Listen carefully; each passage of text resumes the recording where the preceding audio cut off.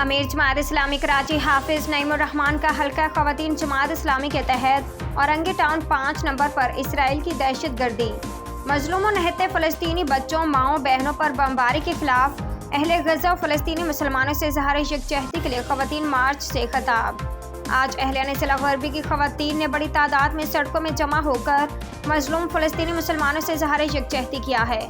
فلسطین میں گھروں، اسکولوں، ہسپتالوں پر بمباری کی جا رہی ہے۔ افسوس کی بات یہ ہے کہ آج اسرائیل نے مسجدوں پر بھی بمباری شروع کر دی ہے۔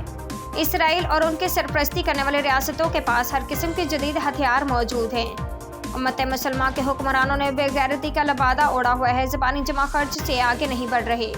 عالم اسلام کی عوام اور خود مغربی ممالک کی عوام بھی اسرائیل دہشت گردی اور جارحیت کے خلاف سراپا احتجاج ہے۔ پیمانے پر بمباری ہو رہی ہے اور 10,000 مسلمان شہید ہو چکے ہیں، جس میں 5,000 سے زائد بچے ہیں، لیکن کوئی اقوام متحدہ ان کی مدد کے قابل نہیں۔ امریکہ اس دہشت گردی کی پشپناہی کر رہا ہے، یورپی ممالک کی حکومتیں ان کے ساتھ ہیں اور اسلامی ممالک کے حکمران خاموش تماشائی کا کردار ادا کر رہے ہیں۔ 78 لاکھ کے قریب فوج مسلم دنیا میں موجود ہے، 70% سے زائد وسائل مسلمانوں کے ممالک میں موجود ہیں، دنیا کے تیل کی طاقت موجود ہے۔